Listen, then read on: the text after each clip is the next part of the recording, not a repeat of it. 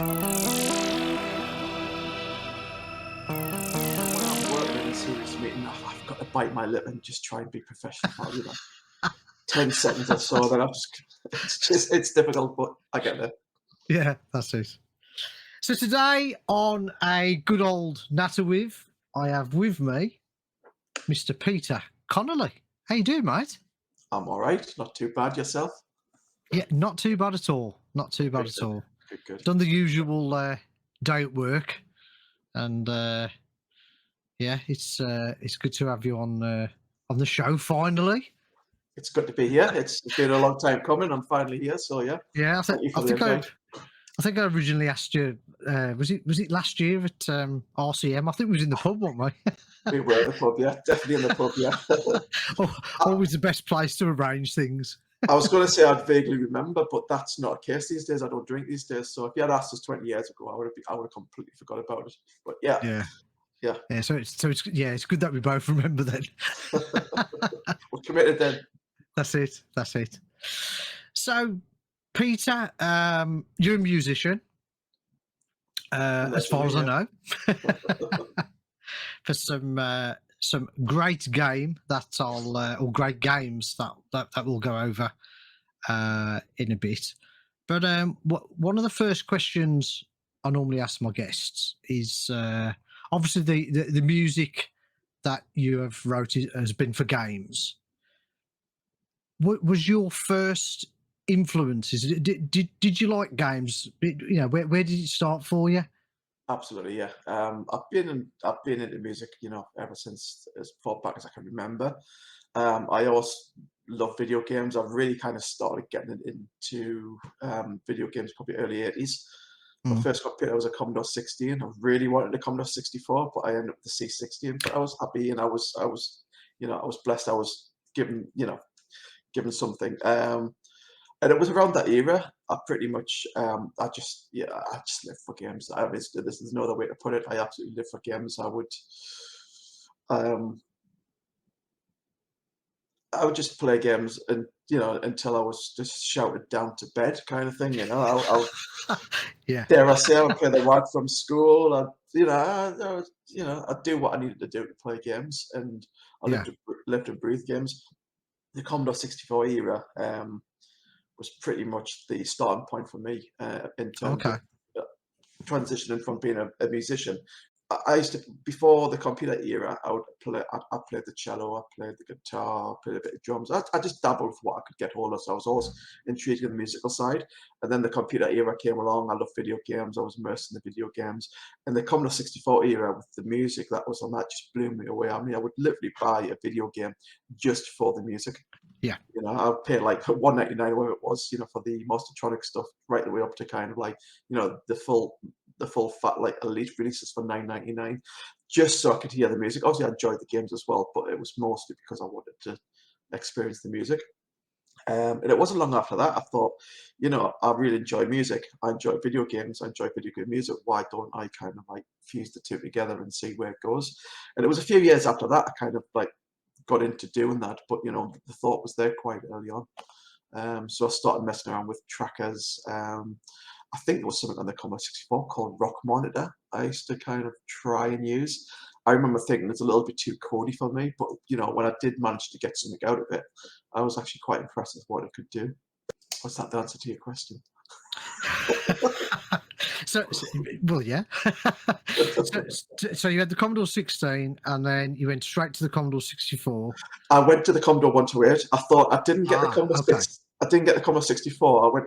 I ended up with the 16. So I thought if I'm going to move up to 64, I'm going to like kind of make up for not getting the 64, and went straight to 128. So, but I pretty much used it in 64 mode 99.9% of the time. I did a bit of programming, a bit of sprite editing.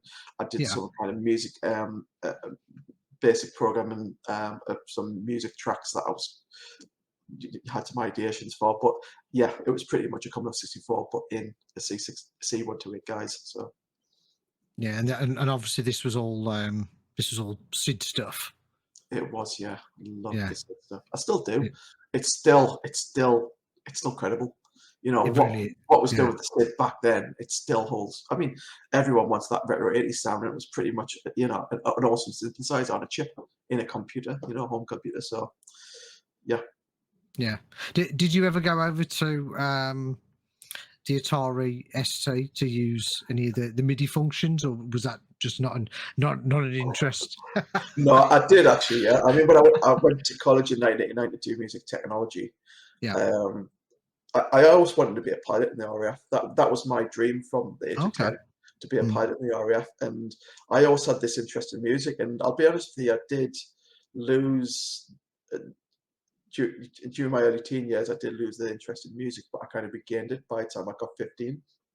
Oh, okay. And at that point, I still wanted to be a pilot, but somehow I got talking with somebody about synthesizers and this music technology course at Newcastle. So I thought, that's what I want to do. That's exactly what I want to do. I want to be in a studio, I want to be sequencing. So that takes us on to the Atari ST side. Yeah, we had lots of workstations there, and they were Mm. all driven by Atari STs. But personally, at the time, I was using Amiga to You went sequence. over to Amiga, yeah. I was using the Amiga to sequence. So at home, I was using the Amiga to sequence, and at college, I was using the Atari ST, which they're both great machines. They both do the job. They both get you where you need to go. Mm. But I just preferred using Music X on the Amiga at the time. Oh, was that what you used, Music Yeah, X? yeah, yeah. Right, okay. I used that right up till 1997, 98. So a lot of the games I worked on, Wow. early games, were all done on Music X. Wow. Okay. Wow. So what musical influences do you think started you off to want to be a musician for games?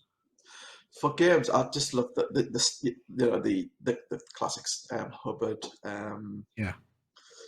yeah, Cooksey. I'm on the spot here. I'm trying to think of names. I do know all the names when I'm not asked them. Whittaker, you know Yeah. the guys. Yeah, Alistair Brimble, all Brimble, those. Ansel Brimble, all them, Yeah. Chris credible. Elsbeck. Yeah. Yeah, Yeah. absolutely all of them. You know, they all just brought something to the table. And what really fascinated me was you would buy Zap 64 or Commodore User, and there would be a video game music chart, and each month that would change. You know, and it was just like, wow, you know, there's really something incredible about video game music, not Mm. just, you know, chart music. There's actually something about video game music which is going to be big and huge. And look where we are now. You know, and they got them guys were the pioneers of, you know, what was to evolve. So, oh yeah, I mean, I'm trying to think. I mean, I just listened to. There's one track in particular I used to listen to just over and over when I was doing homework. When I did homework, um, and it was the title screen of Sanction. It was that classical piece of music. Oh, yeah. I Yeah. would just have that playing for hours, just in the background whilst I was doing homework, this, that, and the other, you know. But it was just I haven't got a favourite, but I think the ones that stuck out the most for me were definitely Hubbard. Yes. Yeah. There's actually a load of music. The Delta end game theme music when you complete Delta, that blew me away. That, you know, I wasn't Mm. expecting it. Never seen. Obviously, there was no internet back then, so you couldn't like get a sneak preview of what was to come. But when I completed that game and then heard the music burst into, you know, this, I was just like, wow, okay, this guy's a genius. I'd love to be able to do what he wants to do. I'd love to. Yeah. I want to do what. I'd love to be able to do what he does. Yeah. Yeah. Yeah. Yeah. That's nice. That's nice. Yeah, I remember loading up games myself just to listen to the music. Yeah. Like yourself, a game that comes to mind like Battle Squadron, just to Yes. listen to the high score table music, which is Yes. absolutely Yeah. incredible. I used to stop the Um, tape so I could just hear the music, the load music continue. yeah. Because I was too poor to have a disc drive, to see, so, you know, I couldn't. Yeah, well, back then, yeah, you had to have some money to have a disc drive, didn't you? I Did, mean, yeah. it was tape or nothing. But yeah, you also had music on like cracked games as well, didn't you? Like just the intro, you just load up a game for the crack intro, and Absolutely, yeah, yeah, yeah, yeah. yeah, There was a lot of inspirational stuff back then. I mean, don't get us wrong. I think video game music's come a long way, and there's a lot of. I mean, a lot of the music that people are writing now are very cinematic, but I think, dare I say, it's a bit samey. Everyone has a bit of a similar expectation. yeah, But I think back then, and I think that was an 80s thing because it wasn't just video game music. It was the same with chart music. It was lot more experimentation going on. And I think with the synthesizers evolving and becoming quite dominant in the music scene, people were like kind of new to the technology, so finding new ways to operate it. And I think that translates into video game music as well. You know, when the synth chip became available, it was just like this whole new world of possibilities. So there was definitely a lot of new things going on, and a lot of things that kind of got me hooked into that way of thinking. Yeah, yeah. What artists outside of video games do you think influenced you into the music you were writing at the time? I've got to say Pet Shop Boys. Okay. I've got quite a diverse taste in music. I think I grew up listening to Burt Bacharach quite a lot, and my dad kind of like introduced me him in my early days. I mean, I'm 2 or 3 when I was first introduced to him, and I just used to listen to the music that he wrote, the orchestral arrangements, you know, and there was just something really quite fascinating with the way he worked his chords with these melodies, and these arrangements were absolutely just spectacular. You know, there's always just something to keep you hooked, something to keep you kind of motivated to keep listening. So I've got that orchestral side of things, and then with the synthesizer kind of things. I mean, I love all the synthwave stuff back in the 80s, but Yeah, yeah. it was people like the Pet Shop Boys that kind of piqued my interest with regards to technology. I was hugely obsessed with the Fairlight, and because they used the Fairlight a lot, I was more intrigued with them as well, because the two worked hand in hand, and I just loved the way they kind of took stuff to another level, and they started doing almost like orchestral arrangements, but with technology. If you listen to some of their tracks, a lot, yeah, some of it is very synth, you know, it's typical synth oriented, but there's a lot of orchestral stuff in there.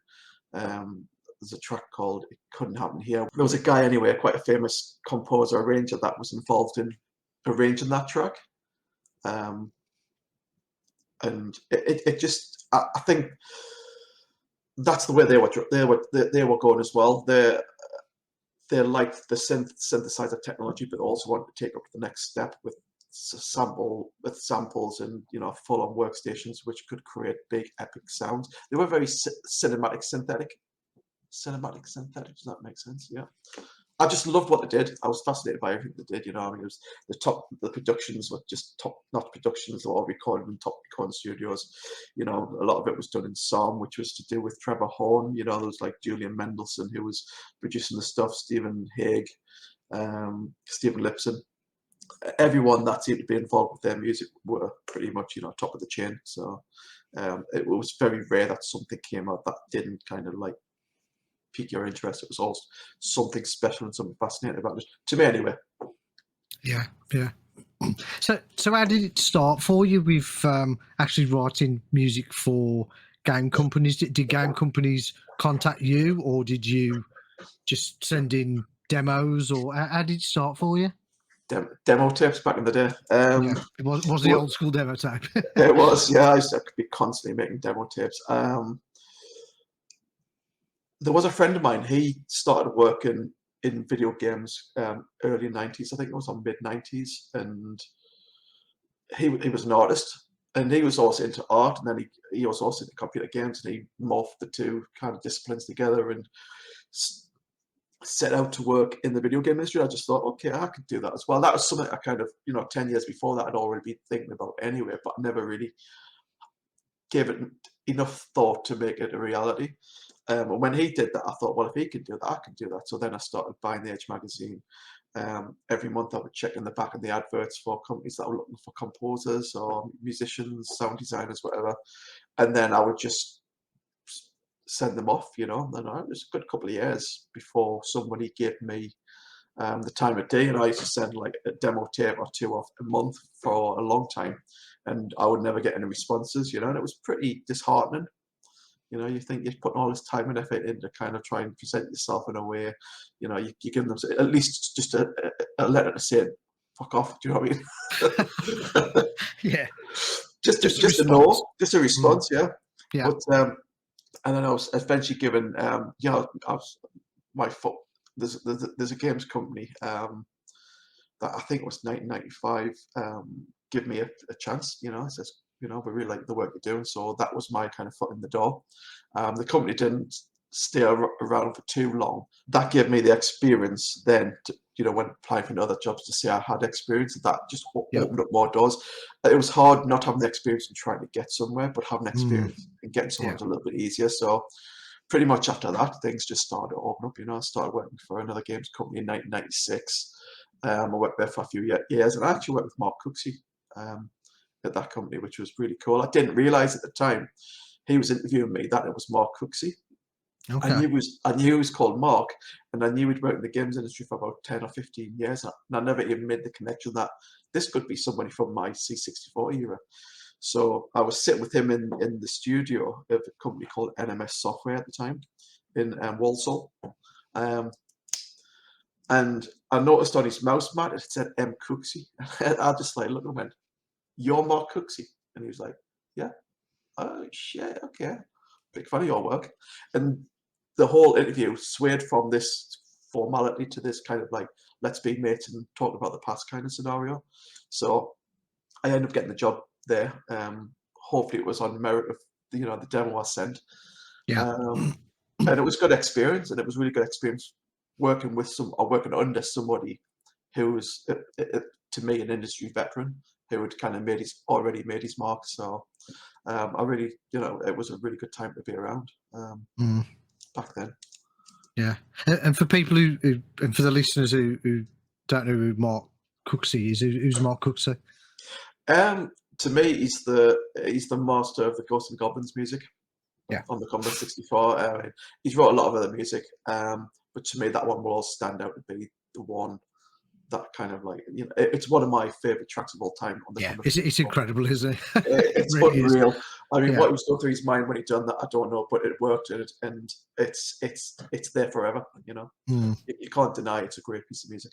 So. Oh, absolutely. How did you start with Core and UBI stuff? Was it Ubisoft first, or was it Core? It was Core first.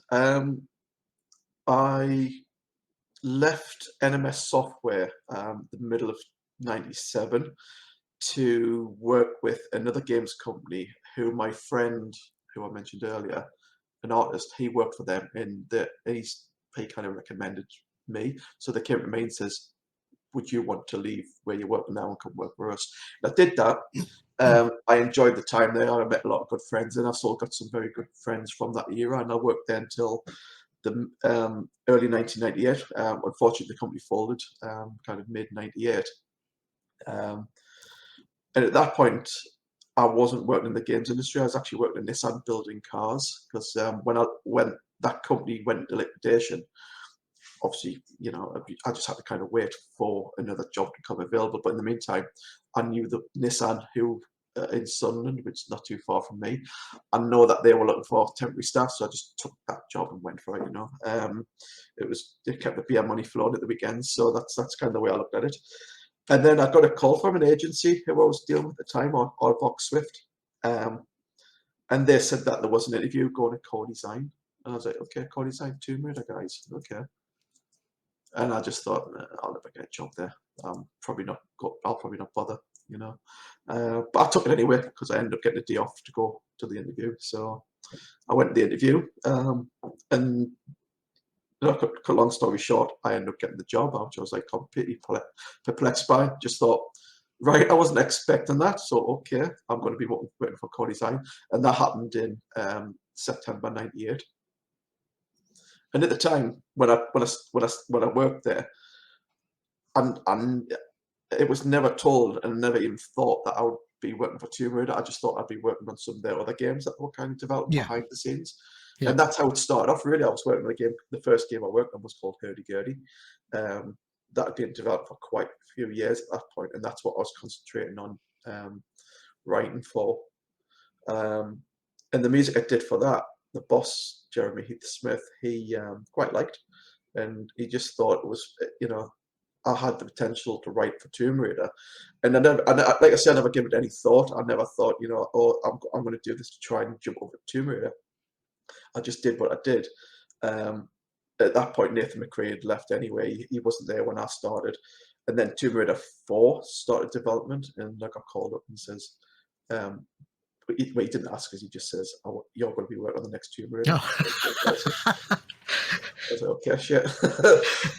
I was so ecstatic, and inside I was so like anxious and implode. You know, all the emotions were kind of like fighting each other, so I didn't really know what to do or best to do. So I kind of just tried to contain myself for a while and just went, thank you, you know. But I was absolutely just inside. I was buzzing. I was, yeah, all the emotions were kind of like toying with one another, and that was it. That's how the whole thing started. Hurdy-gurdy didn't get made or didn't get released until 2002. So I'd worked on two Tomb Raiders at that point, Tomb Raider 4, The Last Revelation, and Tomb Raider 5 Chronicles. And after that, I kind of jumped back to hurdy-gurdy, and that changed a lot since from 1998. That got released, and then Angel of Darkness came out. I jumped straight to Angel of Darkness, which is Tomb Raider 6 after that. That was the first release on PlayStation 2. So it Right. was originally supposed to be a release title. But, you know, I mean, to be honest, the game was so huge. And the amount of stuff that I was working on the original PS1 Tomb Raiders wasn't enough to fulfill what was required for the PS2 version. So the game was like delayed a few times, and it got delayed to the point that it kind of, when it was released, it wasn't released in the state it should have been released, but there was a lot of politics behind that. And anyway, long story short, it got released with a lot of bugs and a lot of control issues, and it got a bit of a bad reception. I think it still sold 4.5 million copies, but you know, it didn't do too well. Yeah, carrying that Lara Croft name, isn't it? It is, yeah. Yeah. It is. I mean, it was a big ask. You know, the storyline behind Angel of Darkness was huge. It was phenomenal. It should have been. There should have been like three releases of it. You know, what's the word? It's a trilogy basically. Yeah. But because it wasn't received the way it was received, and there was a lot of politics going on with Eidos at the time. Not because of the project, but because of where it was going financially. The trilogy never happened, and Angel of Darkness just stayed where it was at. You know, it was a bit of a shame. It was released purely just to kind of keep Eidos going for a few extra months. That's how I understand it, anyway. Yeah. We were all screaming out that, you know, we need another 3 to 6 months at least on this to get it refined, because the last few months in game development is where you do all the fine tuning, and that's where, you know, you get rid of the bugs, you make sure the controls are right, you make sure things look right visually, you make things, the mix sounds correctly.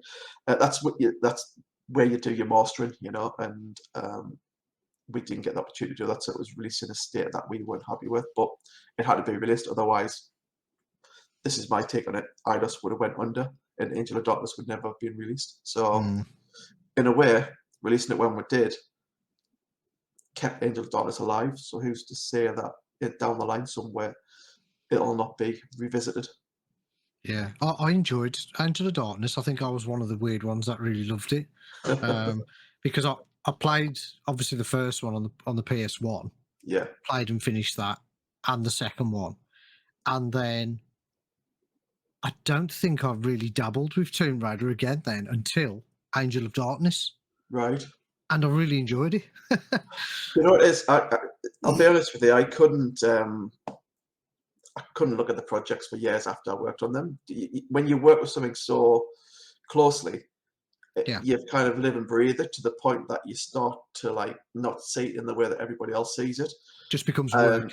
It becomes work, yeah, and it's Yeah. just you know where you've made the mistake, you know what needs changing, you know what needs fixing, you know, and that they become bigger and bigger the more you kind of work with it.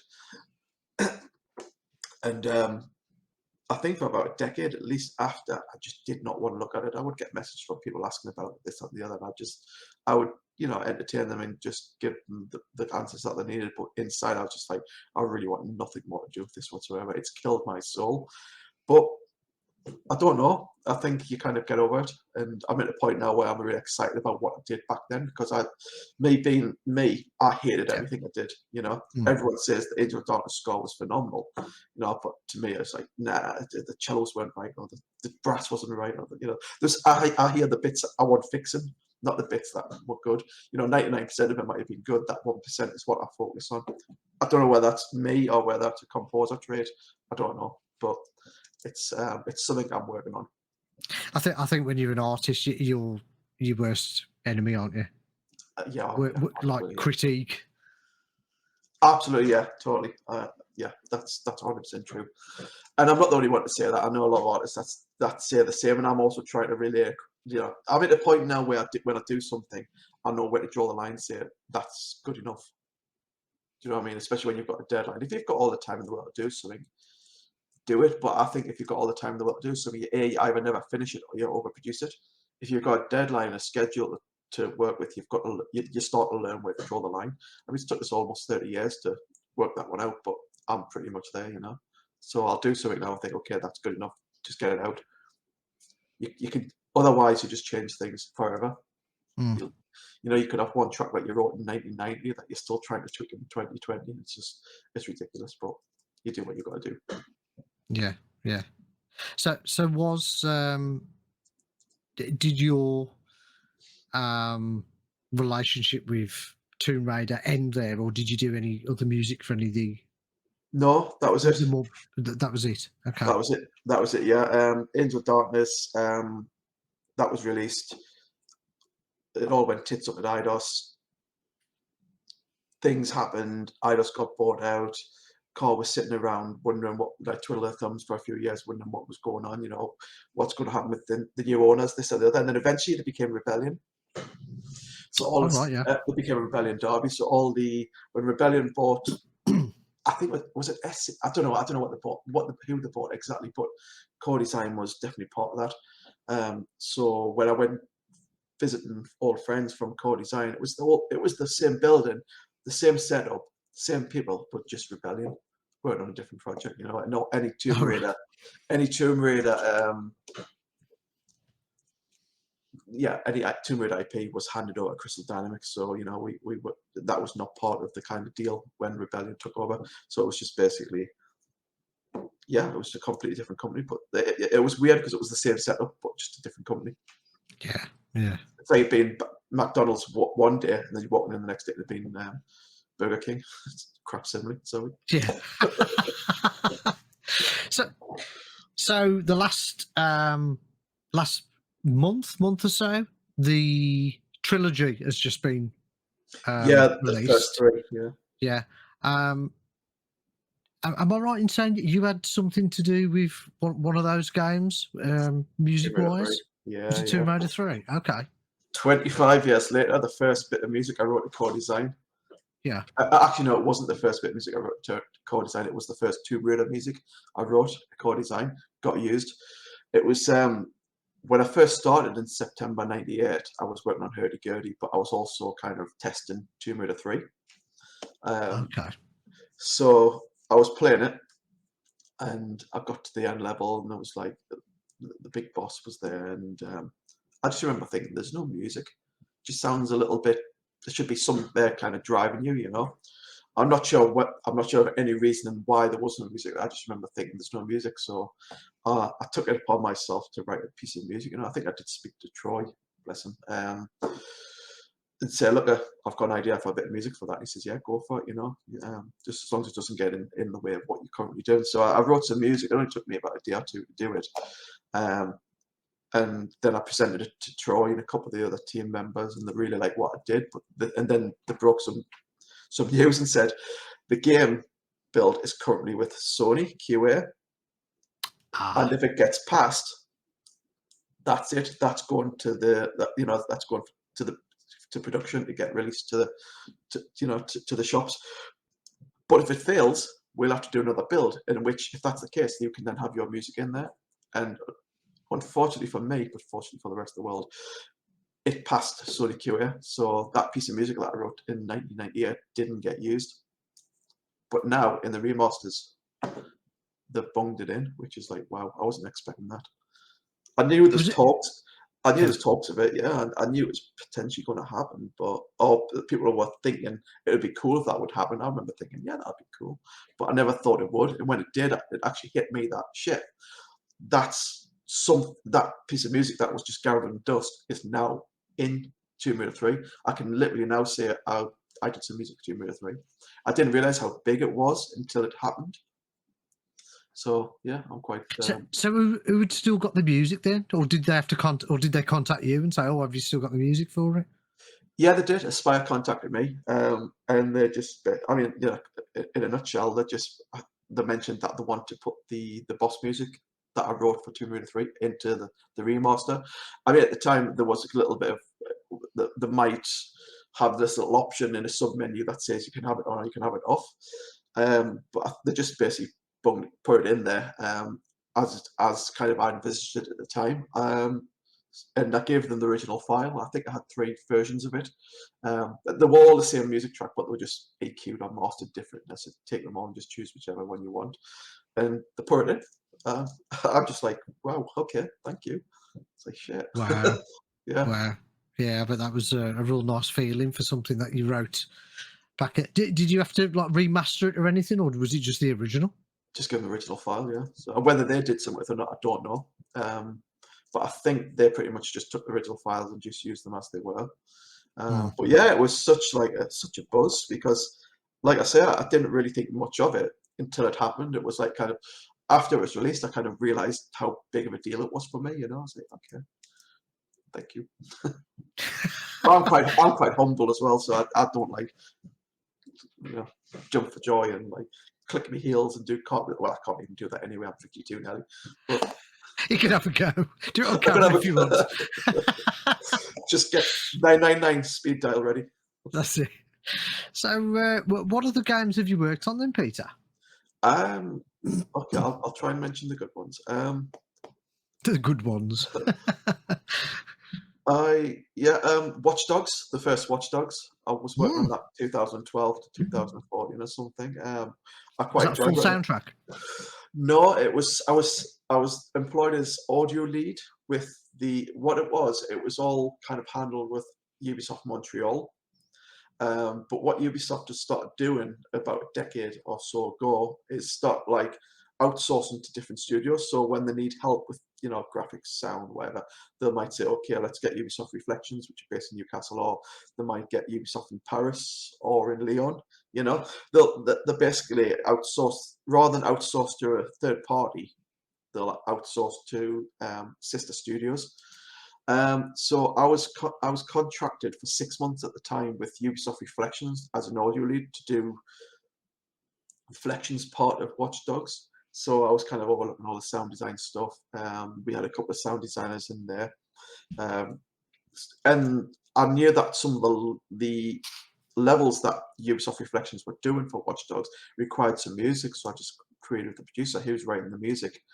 And they were like, we don't have anyone at the moment. I says, well, it's something I would love to do. It's something I can do. We kind of just talked about it for 5 minutes, and I went off and recorded some music for the levels that we were working on Watchdogs. So I didn't do the full soundtrack. There was an official soundtrack for that, but there was a lot of people with the Ubisoft who wrote some music too, me included. So I did get some of my music in on that, which to me was great because I'd not written any music. I was thinking about this. I hadn't really written any music for anything. What's into Tomb Raider? Yeah, that's it. Yeah, I hadn't wrote any music since Angel of Darkness, which was 2002. I suppose I did do some work with co-design after that, but any kind of credible music, it'd been about a decade between writing music. I thought after Angel of Darkness, not blowing in trumpets here, but I thought after Angel of Darkness, because I thought it was quite credible. I thought it was quite cool. So, it was properly orchestrated. It was performed by the London Symphony Orchestra, recorded Abbey Road. I thought after that, people are going to be calling me, like, we want this on our game. That's big. Yeah, it's big. It never happened. I don't think many people were doing that kind of thing at the time. And unfortunately, the phone never rang and nothing ever come of that. I was quite perplexed by that. But yeah, I just cracked on. I carried on doing sound design, this, that, and the other. But like I said, on Watchdogs, I was given the opportunity to write some music on another big game. Good title, yeah. And I was quite proud. But yeah, it was been about just over a decade between. I've got down as well that you did sound and music for Mass Destruction in the Crew. Is that correct? Yeah, that's not all Mass Destruction. Oh, okay.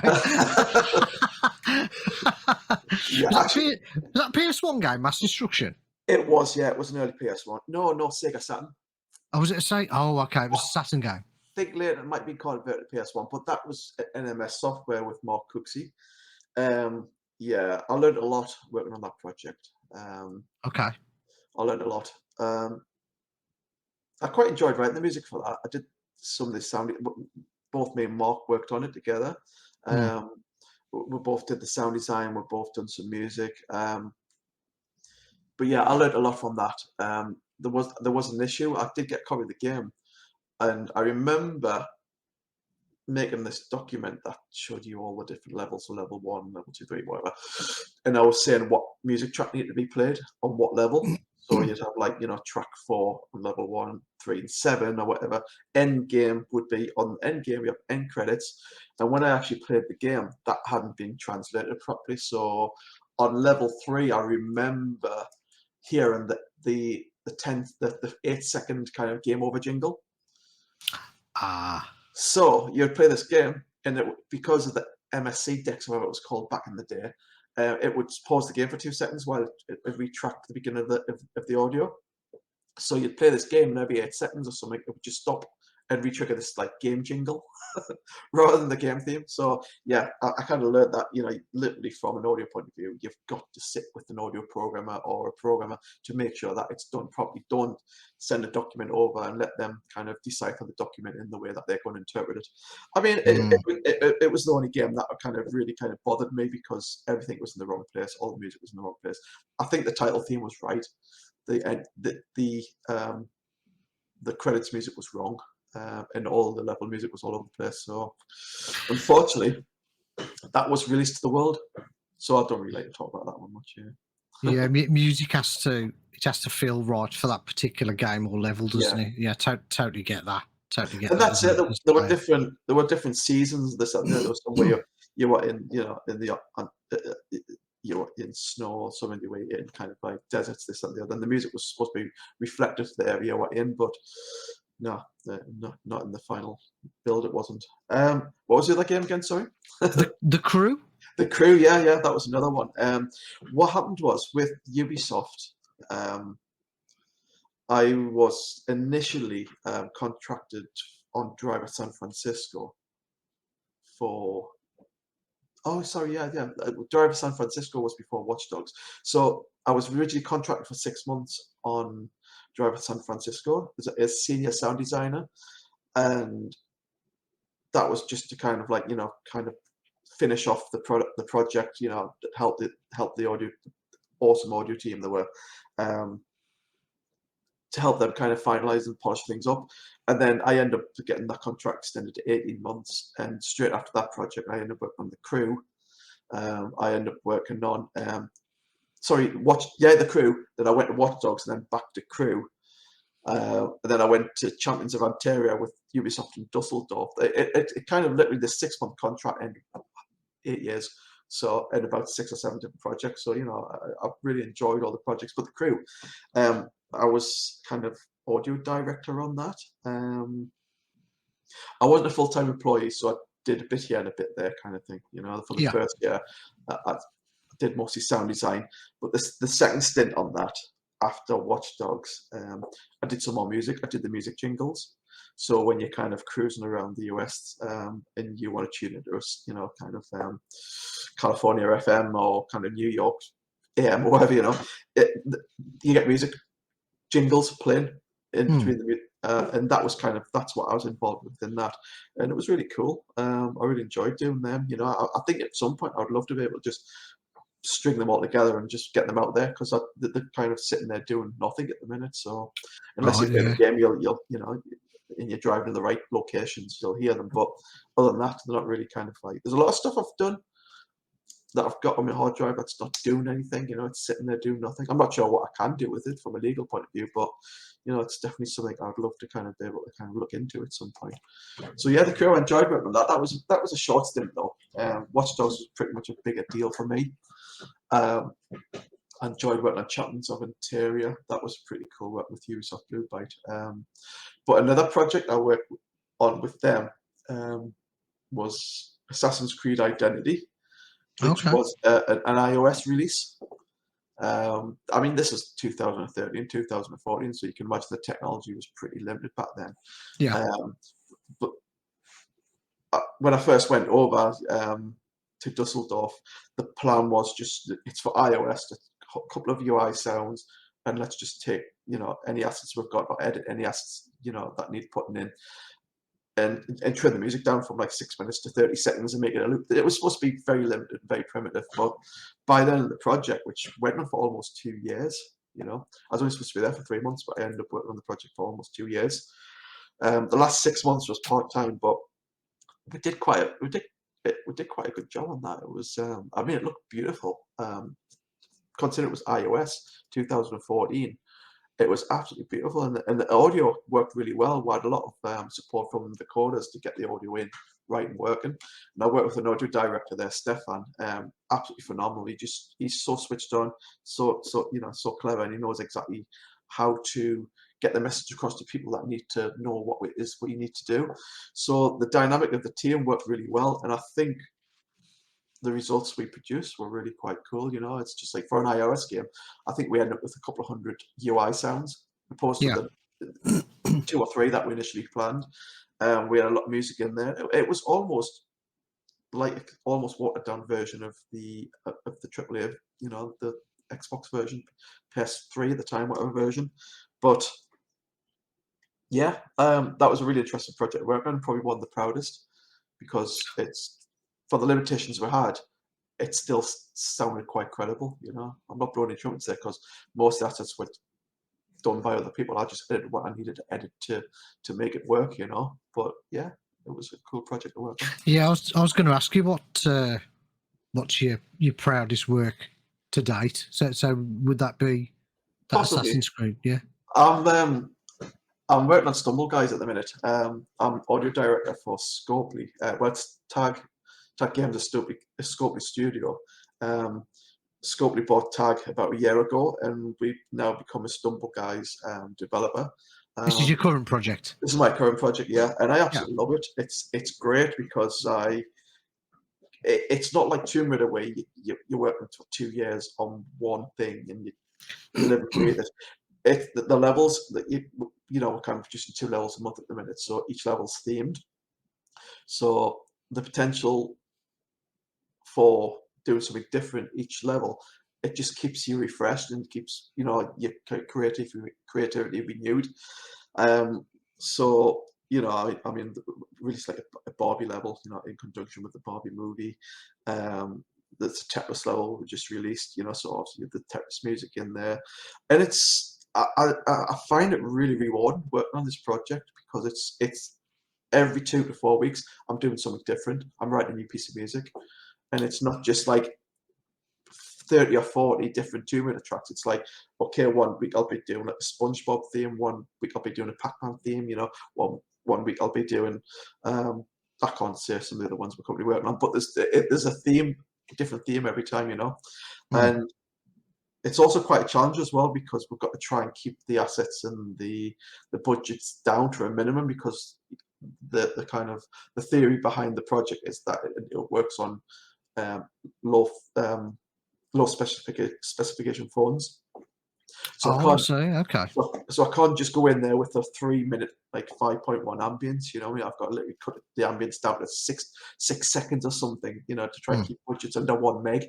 It's almost like working, on the PlayStation 1 back in the day, where you had 512K to play with. You've got to cram all that into 512K. It's just we've got as much memory as we want now, but we've got to just naturally keep it down for the sake of the the specifications of the phones that they're designed to work on. So it's a really interesting project. I love it. It's just every day is different.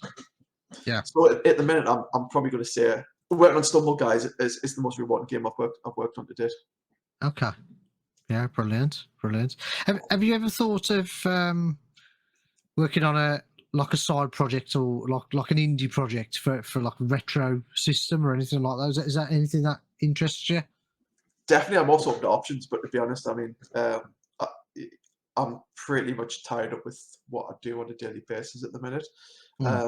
and obviously I've got to kind of, I can't have any conflict of interest as well. So I've got, Yes. I'm sure Yeah. I'm sure there'll be, I do need to, if I did something like that, I would have to kind of raise, what, what potentially could be done and what I would be doing. But I do find that it's not eating up my time. It's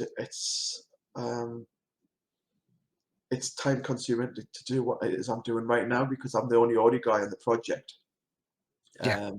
So it's not like I'm directing the project and then somebody's doing the music, somebody's doing the sound, somebody's doing the implementation. I'm literally changing my audio hat every day to do a different discipline. There's a lot to think about and there's a lot to do, and Yeah. I really haven't got time to kind of take on any other project. I mean, if George Lucas comes to us and says, I want you to score the next Star Wars, I'd have to sit there and think about it. Yeah, I'm sure you would. half a second, if that. Imagine the thoughts that would go through my head in that half second, though. Yeah, oh, blimey. Or Spielberg. Yeah, exactly. Yeah. I'll get back to you. My people will call your people. That's it, yeah. Oh, brilliant, mate.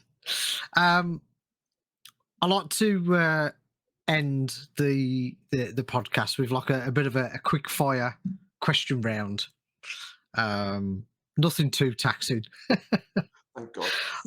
I'm good now. I'm going to change one of the questions because it was going to be favourite beer, but I don't think you drink anymore, do you? No. Yeah. So I'm going to change that to what's your favourite keyboard? Fairlight. Fairlight. Okay. Favourite film?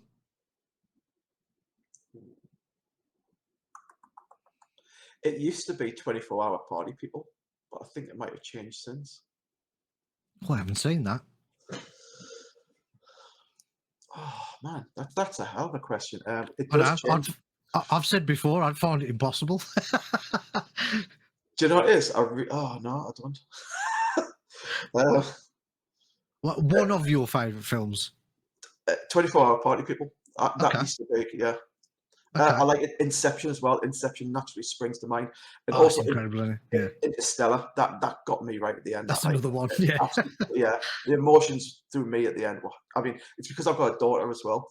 So when you kind of relate to that, it's like, oh, yes, okay, right. Yeah, and anything to do with kids when you're a parent is a killer, isn't it? It really is. Absolutely, yeah.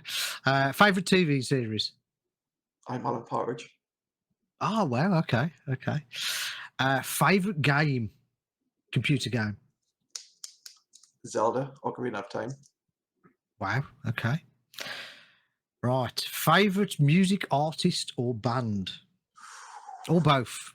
Okay, Pet Shop Boys and the Smiths. Nice. Okay. I'm surprised there's no synth artist there, but that's Pet Shop Boys. I suppose you could. They're technically synth artists, but not synth artists. Do you know what I mean? They're more kind of like big production, like a jar or something. Yeah. Yeah. No, that's brilliant, mate. That's brilliant. Yeah, thanks for doing this podcast for me. Thank you for inviting me, and sorry it's taken a while for me to kind of jump on board. No, it's been great having you. Thank you very much. It's been really good. Yeah. Where can people find you? Find your music? You on Spotify? I was going to say 20 years ago, it'd be in the local pub, but Spotify. It's if you just do a search for Peter Connelly on Spotify. I'm sure there's a million Peter Connellys, but if you do a search for me on Spotify and then you see anything to do with Tomb Raider, that's the one. You should see it. I think at the moment the profile picture on Spotify is The Last Revelation. It's just a giveaway. Yeah.